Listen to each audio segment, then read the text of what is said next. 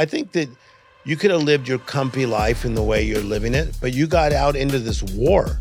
This is a war that we're in. It's a war. That's so true. That life will take shaky people and call them to do sturdy projects. You got to work your spot, and then life will put the spotlight on your spot. While you're feeling the sting of your setback, life is trying to prepare your comeback. Wow. So what excites you? What's on the other side of the challenge? Conviction, action. You go into the It's state. over with. I'm in a zone. Sometimes you have to go left before you go right. That someday the doors will open and you go from left to right. Bam. It liberates people come from poverty. In Web3, we're equal. It's a community. That's a mind shift that can really change somebody's life. Welcome to the Crypto Megan podcast. I'm your host, Megan Nilsson. I'm a high-end crypto and NFT portfolio and Web3 strategy consultant. I'm currently on a world tour as a Web3 keynote speaker at all the biggest Web3, tech, and fintech events around the world as an industry leader to educate anyone from beginner to C-level executive, and of course, to advocate for women in Web3. My mission is to inspire new people to get involved in the crypto and NFT space with quality, entertaining information they can trust as pioneers in this cultural and financial revolution, a paradigm shift.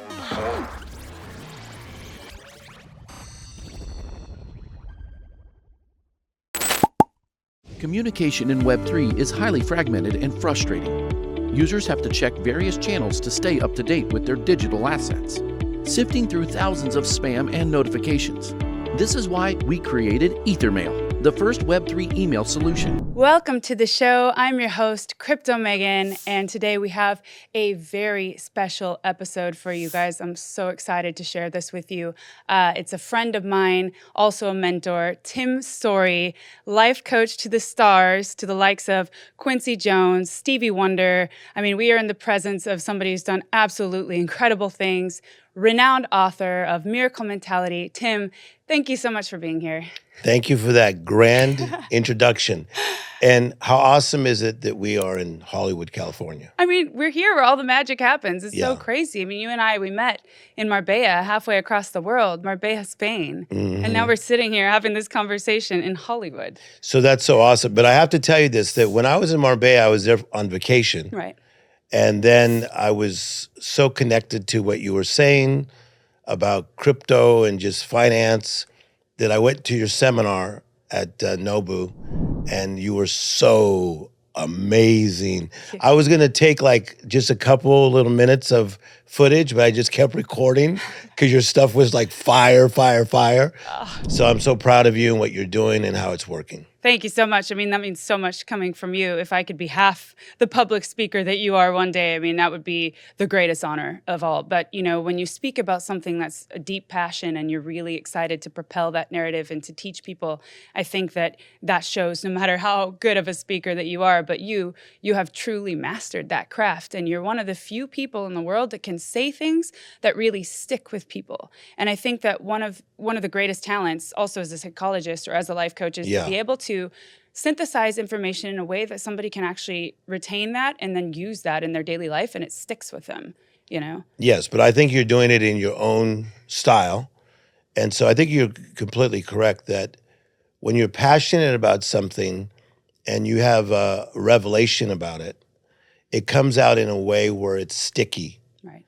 And so same thing with the subject that you're on. Yeah, absolutely. And just to get started here, I mean, I want to tell people about your background, where you're coming from, who you are. It's just incredible to see that I've heard your life story. Mm-hmm. You know, you grew up in Compton. Yes. And you made it from Compton to Hollywood to working with the stars to Oprah's very own backyard. Yes.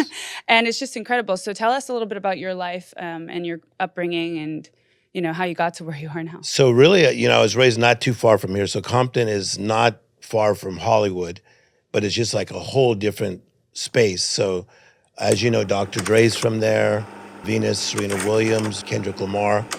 So we were lower income family, started off 7 people in a 2-bedroom apartment, which is, you got to really visualize it. That's super like cramped. But the thing that was interesting, Megan, is that even though we were like that, my mother and father were very disciplined. So the little apartment was always clean. We always felt like we were like clean and well mannered. So it wasn't like we were like out of control. But even as a kid, I had a miracle mentality. I believed that there had to be more to life than what I was seeing. Right. And as I got older in life, my teachers played a big role.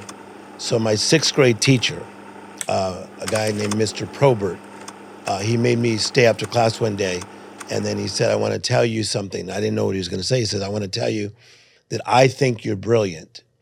And I had never heard anybody in my life say that about me. Wow. So it's amazing about tags and labels. Right. So I just like heard those words and just stuck them on me. I mean, that's kind of incredible to be in sixth grade. Sixth grade, and your yeah. teacher pulls you aside and sees something in you that you might not even realize you have yourself. Yeah. Right? But you hear it and you want to try to embrace that feeling and go with it, right? So Yeah, because at that time I was kind of like a quiet creative who was super, super funny. And there was times like in the classroom that kids would act up, and I'd stop them from acting up by being funny towards them. And the teacher said to me, you're brilliant. And then he pointed out the different things he saw. He said, your reading ability, your speaking ability. He said, your leadership, Tim. He says, I want to help build you out. So could you imagine that, as you just said, a sixth grade teacher branding me brilliant? I just went with it. So we kind of worked our way out of a tough situation. And next thing you know in life, I kept going with school, got a doctorate in world religion and a master's in therapy.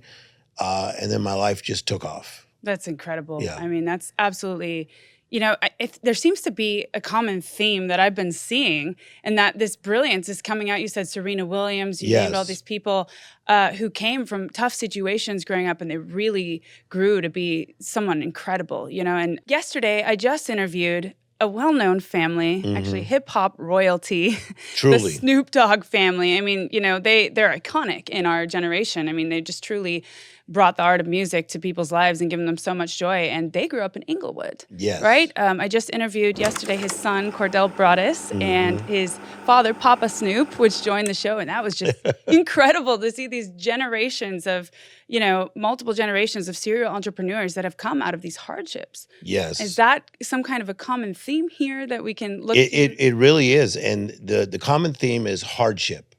So hardship for us, like with Snoop's family and my family, would be poverty.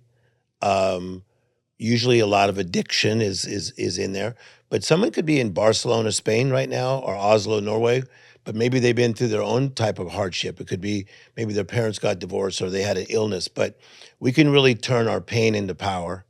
Right, And so I that's love that. really the deal right there. It's really the pain into the power. Right, and transform that into something really special. 100%. So you're going through school and you realize you have this gift and this talent. At what point do you start, capitalizing that and saying like, man, this is really truly my calling. I'm going to go for this in a bigger way. When did you have that moment, or how did you figure that out? So as you know, in life, some things you decide and some things you discover. My life is more about discovery rather than always making like the decision from my brain. So when I was in seminary, I created this program for inner city kids where I was motivating people in tough neighborhoods in Florida where I was in seminary. And so people started hearing about it and saying like, this guy can really speak. Because I never saw myself like, I'm going to be a big speaker someday. And so it was some NFL players that found out about me. And one of them said, I have money and you have a gift, and I'm going to just blow you out there. And I was like 20 years of age. Wow. And so I just discovered this gift to communicate. I created this curriculum of turning your setbacks to comebacks at 20 years of age. And then that became my life. Right. And then it moved into Hollywood, as you know, and I became known as the comeback coach to the stars. Yeah. I mean, I can absolutely understand why. It's just incredible. And so he told you had a gift. What's interesting to me is that you said, I didn't envision myself on these big stages No, not at and all. talking to all these people. And a lot of people think that you have to have that vision from when you're Mm-hmm. young to be able to grow into something. But I love what you said about discovery, because that really resonates with my world, with Web3, with this new iteration of technology. You know, I never envisioned myself as somebody who would be talking about buying land in the metaverse, you Yeah. know, in an alternate reality that some people, refer it to. But, it's discovery. That's what life is all about, and being able to adapt and pivot and grow. And let's stay there just for a second, because I think that like a little child is first crawling, they are not even envisioning walking. They just cannot believe they can crawl.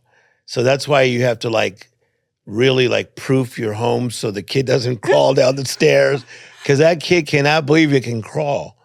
So when it then finds out it can stand, then it starts thinking, ooh, I could do this walk thing.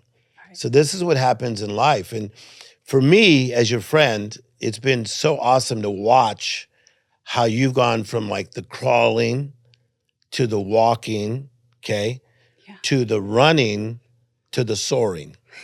I love that. Yeah, I because totally there is a soar that comes, but let's crawl first, let's stand, let's walk, Right. let's run, So it's then like let's soar. one day at a time, One- one moment at a time. No doubt about it. No What doubt I love about about you, Tim, is that you're so present. You're just I'm so here. able to be in the moment. That must be part of your gift. it. Yeah, about I preserving. am so here. So when I'm with somebody, and you've been with me socially, I literally turn off my phone every time, because somebody prepared to be with me, someone had to leave their home, so their time is so valuable. Right. And so I really look at each person and each situation as such a gift. So I'm very present. You're No, right. it is truly a gift. And so you went from then this the NFL stars. You started Yes. coaching people in the NFL or being Big their ones, mentor, which is incredible. And so then at what point did you, make it to Hollywood and start coaching the stars? And who have you come across? Yeah, so the Hollywood thing happened in a really cool way. So in my later 20s, I started meeting different people that would come and see me speak. So I was speaking in the Hollywood area, usually on motivation and usually in some biblical context. I started noticing people in my meetings. So it became people like Charlton Heston. So these are older stars. He played Moses. Wow. And then later I was introduced to Jack Lemmon, Walter Matthau, the famous Vidal Sassoon became a real friend of mine. Then later I met, Stevie Wonder, Smokey Robinson, Berry Gordy, who founded Motown. And these people were this guy's so young, this Tim Storey guy, but he's bright, he's funny, and he's a good listener. Right. So I remember that a lot of the big, big stars used to say, you want to know why we like you around? I go ahead and tell me. You're a good listener, you really listen. And so I think that a lot of people that are 27, 28, 29 were not paying attention to every word, but I was. So I was just drinking it in. And so I started to dialogue with these people and truly give them life advice, even though I was young and they were older. Right. And then I started helping a lot of their kids, their grandkids, and then it just took off. Yeah. I mean, so you've been actually going from that to having conversations with Oprah in her backyard about Yes. life. And, Mhm. that's truly the highest form of your craft that you can get, right? Yeah, talking to- that's an interesting thing, because it's interesting that Oprah's name is the most well-known name on the earth. Why is that? the Why entire do you think earth. she became who she... I think that Oprah represents something that we all long for, and that is living the best version of the life that we've been given. I think that everybody knows that their standards should be higher. Right.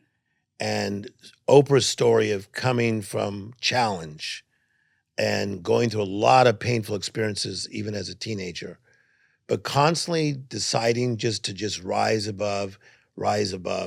And then she became an example, but also a spokesperson that you can continue to rise above. and live a life that's abundant and does not have to be measured. Right. She's like a no limit person. Yeah. Yeah, it's like unstoppable.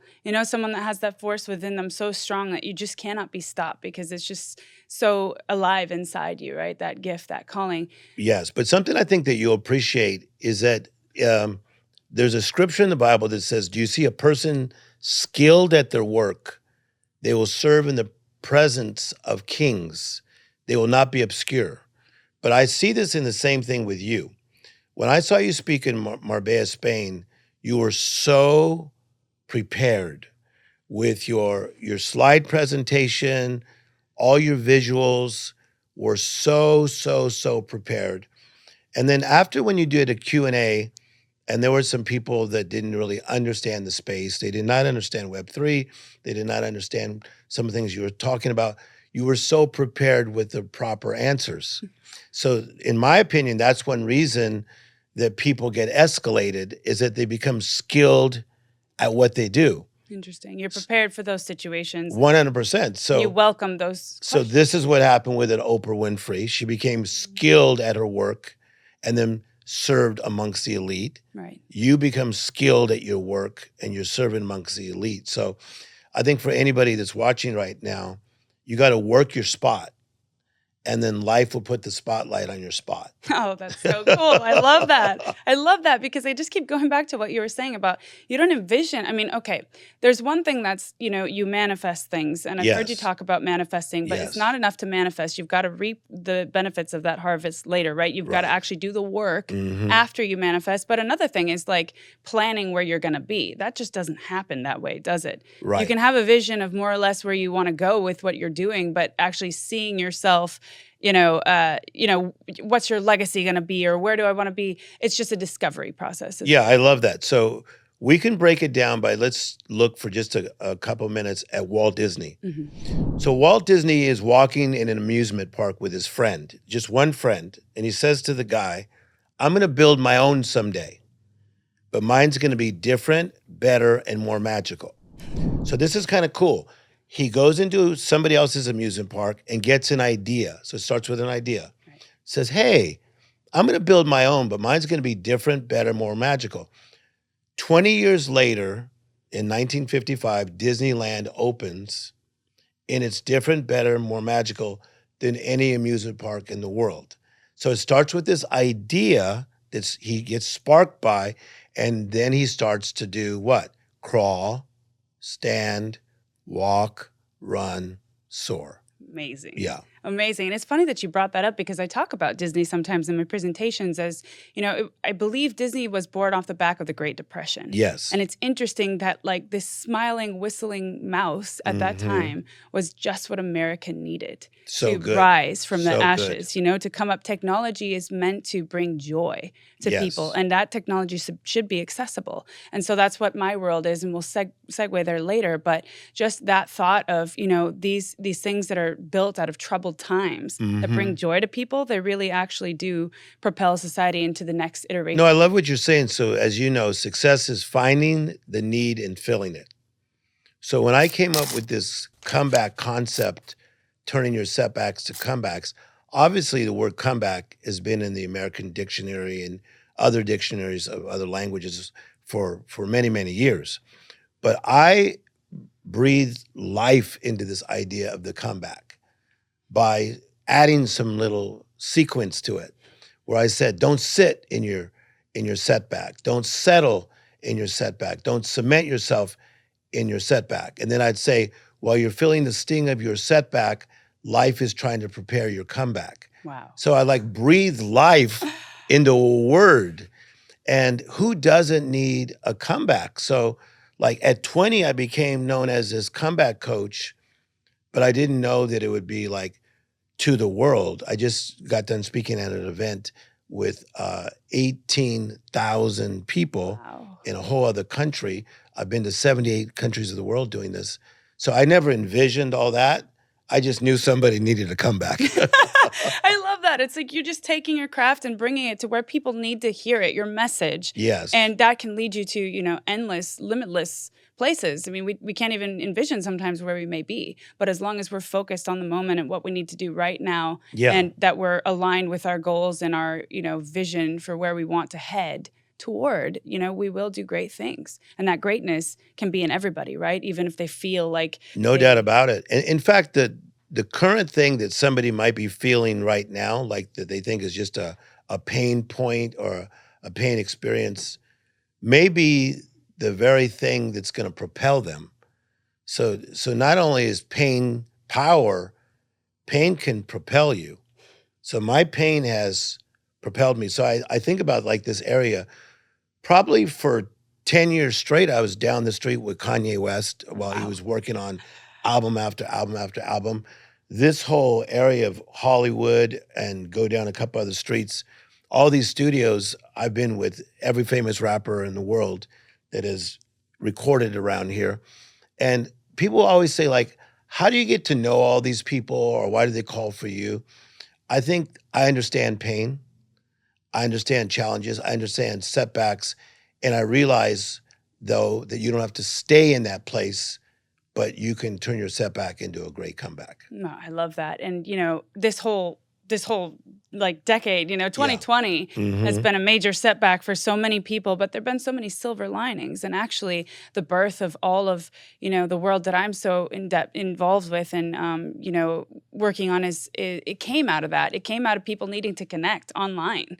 And, Yes. and that's kind of what segued into this whole movement of the metaverse, of things happening more, virtually, so that we can connect no matter where we are in the world. And we will get there. But I want to talk about this setback, because we've all had setbacks, and sometimes you don't even need a painful story, right? Sometimes it's just you feel maybe a void in your life, or that you're not fulfilling what you truly should be, or you just feel empty, or you can't really find your path.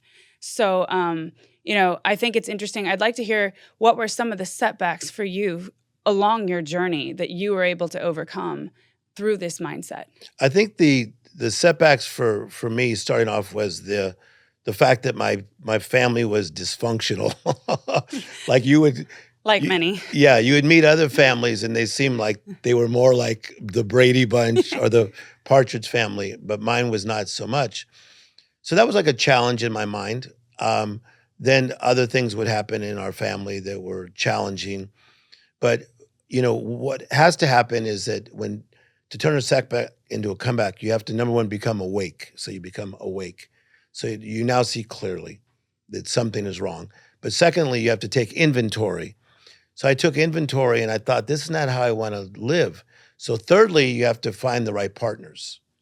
But I see this in the same thing with what you're doing in the metaverse, is that you are waking us up to what is possible. We can take inventory of what we have and what we don't have. And then we have to partner with the right person. So if you don't partner with the right person or people, you cannot get to the right place. Oh, yeah. So I know about setback to come back. I know about miracle mentality, but I don't know what you do. So that's why I'm partnering with you. And I ask you questions about money, finances, crypto, because that's what you need to do. You need to become awake, take inventory, then partner with the right people. Right, and vice versa. I mean, I remember when we first spoke, when I was starting this journey of, my world tour and speaking on this topic, you told me this is amazing, but you better be prepared because resistance will come. Yes. And I didn't get it at that time. I thought, what does he mean? There can't be resistance. I mean, everything's going great and I feel great and this is what I want to do.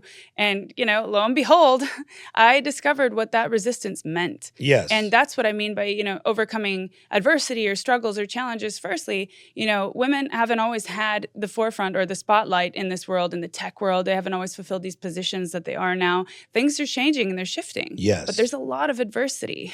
But that's exactly what I saw at that time, is that I felt that you are a pioneer, that you're a trailblazer. So when one is a pioneer and a trailblazer, they're going to face headwinds that other people don't face, okay? Which you know from firsthand. I know firsthand. Even coming into this city, we never talked about a life coach. I mean, that was not a popular thing. It was like, I had heard of this guy, Tony Robbins, at the time. That was back in the 80s, and he was doing these infomercials, but you didn't never heard of a a life coach. So when Tim Storey came into Beverly Hills, it's like, what? You have a life coach? So that's like a headwind because we're pioneers and trailblazers. Yeah. But, one is that you were speaking about Web3 and currencies that a lot of people didn't know about. So that was new and foreign to people. Like, is this really going to happen? Right. And then as a woman, but then also as a beautiful woman, it's easy for someone to say, you should be more next to a man, that's what you do. You just stay silent, be next to a man. Right. Why are you the lead? What made you the expert? Yeah. But what I love about you and this part of the athlete in you, you just dig deeper and deeper and deeper and deeper. And I don't think you even defend yourself. You just dug deeper and became more of a master at what you do. And then we had to pay attention to you. Well, coming from the master himself at articulation and speaking and stuff, that really means a lot. But I mean it, you're a master. I was telling your husband that even one of my friends who's kind of a critical thinker who runs a very massive company worth about $400 million, Wow. he was giving you a compliment at dinner about 2 weeks ago because I brought you up. He goes, yeah, I've been poking around and looking at her. And she really knows what she's talking about. Wow, that's a big compliment from that guy. Seriously. I mean, thank you so much for that. And I just, I think what we want to do is make a difference with the gift that we've been given and this kind of thing that we have inside, this light inside that we want to share with the world. Yeah. And I don't think that we should, ridicule people or tell them that they shouldn't ask questions or even doubt what I'm saying. I welcome that because I know this is a new technology. I know this is hard to grasp for a lot of people, and I just want to do the best that we possibly can to kind of like light the way in a meaningful way, because there are a lot of opportunists in every area Yes. of life, and I want to show them the power of the magical part of this. Yes. Right? So And I think that you know this illustration about how they find out about counterfeit bills is they make people just fill the real ones, okay?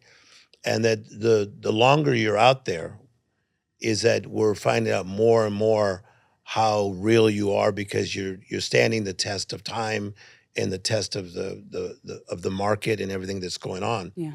But what I like about what you're doing is this lady, Carol Dweck, who teaches at Stanford University. She wrote a book on the growth mindset versus the fixed mindset. Mm. The fixed mindset would be somebody in their 50s, 60s, 70s, 80s, 90s saying, no, I'm just into the dollar. That's how I've always been. It was hard enough to even think of a debit card. This crypto or other things that are coming in my mind, I'm just going to stay fixed. Right. That's not going to work. Yeah. Actually, what's going to take place is not only will you be left behind, you're going to be run over. Wow.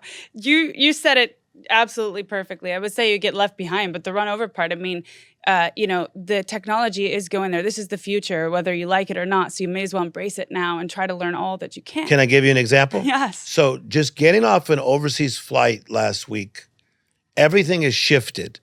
So it's not like people are just waiting for you with kindness to say, okay, foreign passports over here, U.S. passports over here. Oh my gosh, it's I can relate so everyone's much. just flying through, right?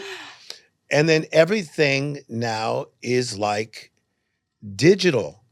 Everything's not just a person there. So you have to put your passport in, you have to push certain things. And I noticed that a lot of people that are older were standing around, just looking around. But also there were some other younger people around doing the same thing because they're not informed. Right. Okay. So I've been going through so many airports, I now have it down to a science that I was just like, boom, boom, boom, boom, boom, boom, boom, boom, boom, holla. And then, back in the USA. Oh my gosh. So again, what you're doing is essential. So in my opinion, it's not even like, oh, I think I'll take Megan's class. No, it's essential learning. I need to know or I would get run over. I mean, that's truly incredible. You have this way of just kind of packaging everything up that makes it so easy to understand. And thank you so much for saying this. It really means a lot. And I guess we both have very essential crafts because, in order to kind of like take these things on, you need to have the right mindset. Yes. And for that, you need to have wonderful people in your life, mentors like you at the top who know their craft, who can guide you through difficult times, who can guide you through transitions. Actually, one of the topics that I did discuss yesterday with Cordell, Snoop Dogg's son, is when he was on one path in life, his dad was his coach. He was set to be a football star, go to the NFL, right? And multi-million-dollar contracts and everything set. And he decided, this is not my calling. This is not what I'm meant to do. And he was afraid to tell his dad, Snoop, who was so into this, and he made that transition. And that's kind of like, those difficult choices you have to make in life to follow what you believe is your right path. And you are just such an amazing person to talk to get in line with that vision and that what you feel inside. But that's a really good story you just brought up, because being from LA, Snoop's son, we saw him since he was little, and there was the expectation that he was going to play at the NFL. Right. So you're so correct that there's times that you have your own aha moment, as Oprah would say, and your own revelation, and you say, you know what? That is my father's dream, but that is not really my dream. Yeah. And you gotta dial into your dream. Again, if I could take it back to you, that's what you have done. Because I think that you could have lived your comfy life in the way you're living it, but you got out into this war.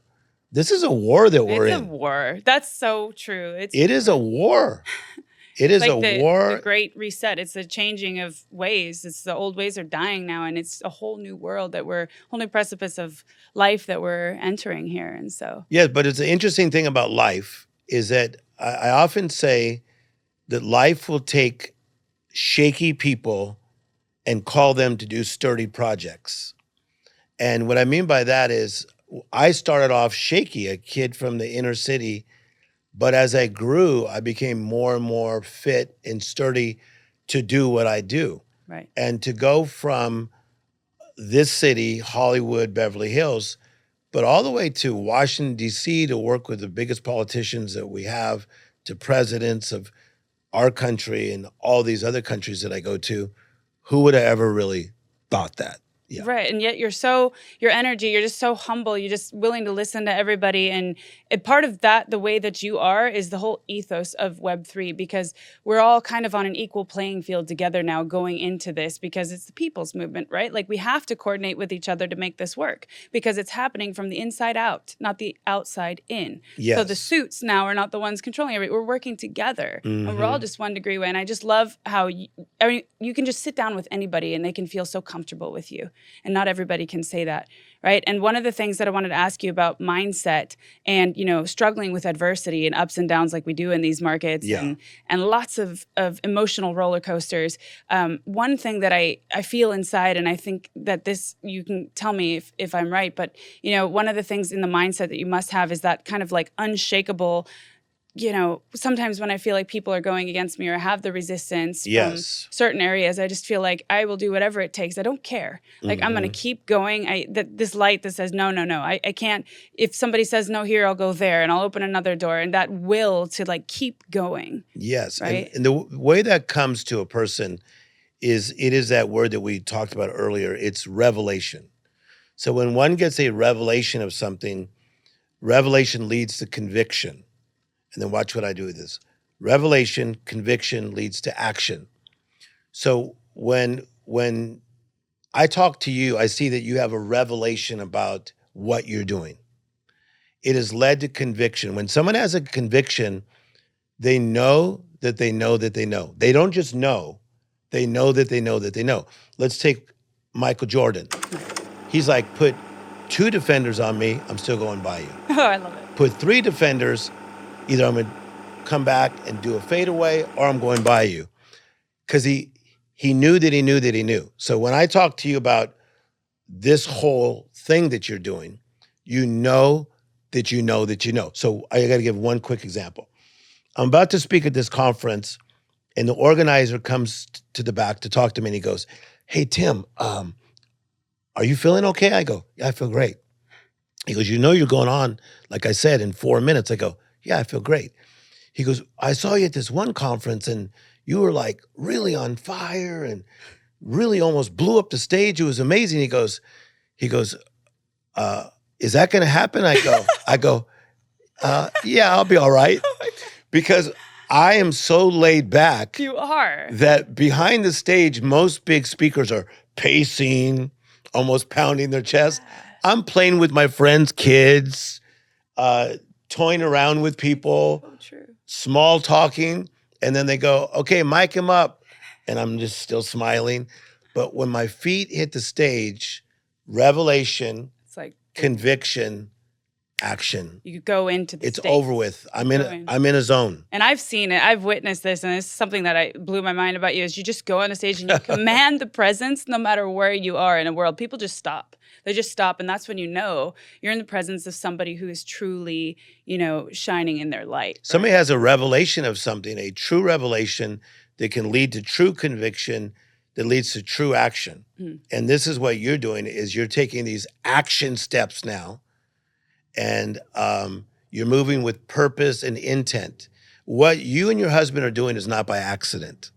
So if I see you guys, you're at a conference in Dubai, or if I see you're in a conference in Canada or New York, this is not by accident. This is you guys just really cooperating with what life has called you guys to do. Interesting. Yeah, just kind of seizing the opportunity and rolling with the flow of whatever that may be along this journey of discovery. Yeah, so what are you doing? You're educating us and you are empowering us. So unless I am educated on what is new. I remember being in school and they're teaching algebra. And then the teacher, Mr. Crow, who is a cool guy, goes, and now I will introduce to you geometry. I'm like, what? I said to my neighbor, Kathy, I go, what? She goes, yeah, that's what comes next. I'm like, how come? Because that's how it works. There's algebra, then geometry. Yeah. And now as we segue over to, the digital world that we've been discussing briefly and touching upon, you mentioned airports, and I love that because I'm also in airports a lot of my life. And one of the great things about technology is that you can touch people around the world no matter what's going on. I know you have something kind of show in the airport now, I have a show in right? airports. Yeah, so there's a company called Reach TV, like REACH. And the owners reached out to me during the pandemic when we were all locked down. And they said, can you do these inspirational videos in these airports? So they're in over 90 airports around the world. Wow. So what's an amazing thing is like people that we know every single day take photos on their phone and send them to me like, what the heck? So some of the screens are gigantic. Some of them are in the restaurant. Some of them are by gate A17. But 90 airports around the world. So I went from the 7-minute show, and now I have my own talk show. I'm the first talk show in the history to be in airports. That's incredible. I mean, that's ingenious too, because when you're in an airport, you're stressed, you're tired, you might be feeling down, everything is chaotic, and you bring, and I'm quoting you from one of your shows that you did, the magic in that chaos. Maybe that moment that somebody needs to see as they're transitioning to wherever they're going, to just sit down, take a minute, take it all in, and think about being. Yeah, I was telling your husband that we've grown like a real 250,000 on our Instagram alone. That's incredible. In just a small amount of time from just the airport people watching me and getting caught up with our message. Right. And what you do ties so much into this new iteration of the web, this new third layer of the web, Web 3, in providing and giving value to people. Because as we segue into this, Web 3, basically Web 2 is the free transfer of information, right? We all had access to this information, but that information got kind of colluded to the top and only kind of reserved for the people at the top, making decisions for the few. Yes. So now we have a chance to get it right after the past 30 years, not only in profit distribution, so wealth distribution, but also in the free transfer of value. For the first time ever, you and I can transact value on the internet without the use of a middleman, and we don't have those gatekeepers, so to speak, anymore. We're free. Creators are free. They can make music and sell directly to their fans and make a living for the first time ever. So this really plays into a lot of what you do in empowering people to live these lives and to go with their craft and in their journey to success, I mean, it's much easier now for people to interact in this iteration of the web. And it's just a layer. It's not a new world. It's a new layer. It's a new way of transacting. Yes. And it liberates people like myself that come from poverty to see that even in the mindset where someone thinks, I've always been like known as lower income. And in Web3, no. You just said we're equal. It's a community. Yeah. That's a mind shift that can really change somebody's life. Yeah, it's like the community is building now. The community has a say. They have a voice. Minorities have a chance to step up and take the spotlight. I always talk about in my shows about checking the boxes. Yeah. A lot of minorities or women won't stand up and apply for positions even because they feel they don't check all the boxes, right? That diploma or this or having had 10 years experience, but there's so much value to give. Mm-hmm. And in this iteration of the web, if you can provide value, you're welcome here. Any way that you can find to harvest your skills in this web. I think that one reason there's such resistance to Web3 and what's inevitably going to happen is because it's going to bring such great change that a lot of times there's a lot of resistance before great change, right? And how strange is it to see and now to know in your life that life is using you as one of the pioneers. Like, really think about this. I get approached all the time from people that are saying, I was in a meeting with Netflix or so-and-so, and they're talking about doing this Tim Storey documentary. I'm like, not yet. I'm not that old yet. Let me get older or die. Hey, we can do 2 iterations, man. I'm up for that. I would love to see that. But my point is, people see me as like a trailblazer in this field that I'm in, but you're a trailblazer in your field, but you're gonna feel this resistance that we keep talking about.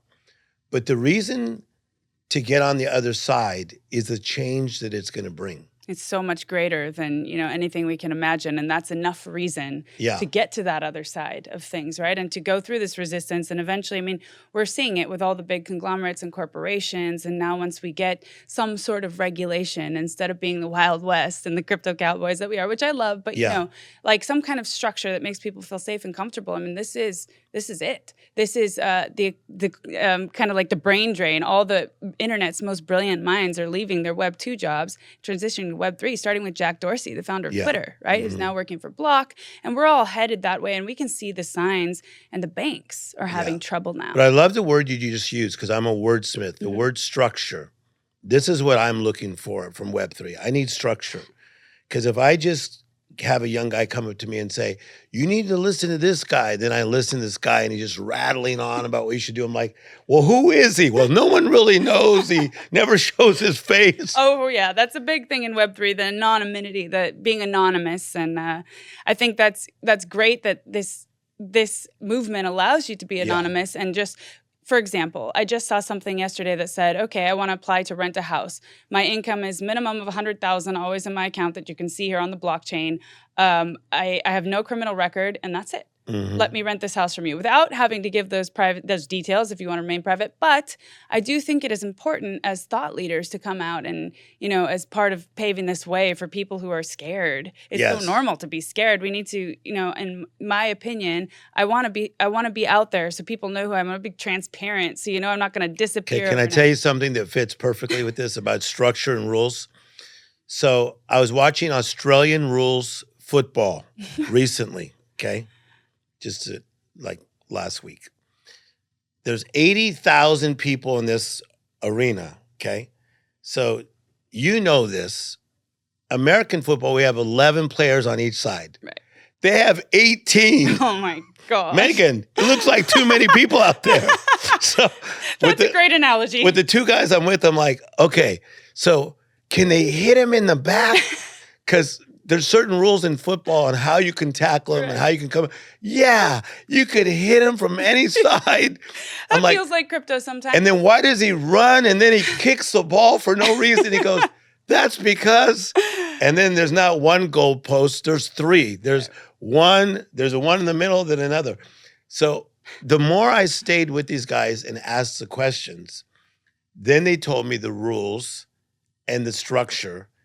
And so now I'm excited to go back again. Right. This is what you're doing. Yeah. Teach us the rules. Teach us the rules. Yeah, show us the way. I mean, we're all figuring this out as we go, but there's, I believe we must make this simple. I just hosted a fashion show in the metaverse for Vivian Tam. She's a high-end designer in New York, and so I was hosting the red carpet, so people from all over the world, Hong Kong, LA, it was in New York. It was a mirror image of what was happening in New York. So we were watching the fashion show and actually interacting with people through portals in the physical place. And we felt like we were there. And one of my stress tests or my things that said, wow, okay, this is how we need to do it. My dad showed up. So it was easy enough for him to click a button, show up. There were no goggles. There was nothing like that. And my vision for the metaverse is kind of just a seamless bridge between the physical and digital. Very powerful. Yeah. So, and I like what you're saying because your dad is your father. So he's the generation before you. Yeah. He showed up and was able to figure it out. Right. And so how do you envision, the metaverse as this kind of digital space where we can all get together, possibly elevating your career? I see the metaverse giving me new lanes that you never had before through the power of the spoken word. Mm-hmm. That if somebody's in a tough position, that Tim Storey's voice is heard in the metaverse in a way that they did not hear it on radio, they didn't hear it on a podcast or on a TV show, but they're hearing it in a place that they did not expect it. Right. So and they can actually show up and be with you and feel like they're there with you. 100%. Anywhere in the world. Right? You're exactly right. Like I could be teaching in Hong Kong, but we could be doing a Web3 seminar, and it's all over the world in a way where there's real transaction. Yeah, and people are really doing, like Snoop Dogg, he was one of the first to come out and say, hey, I got my plot here in the metaverse, come over, come hang out. They're doing concerts there.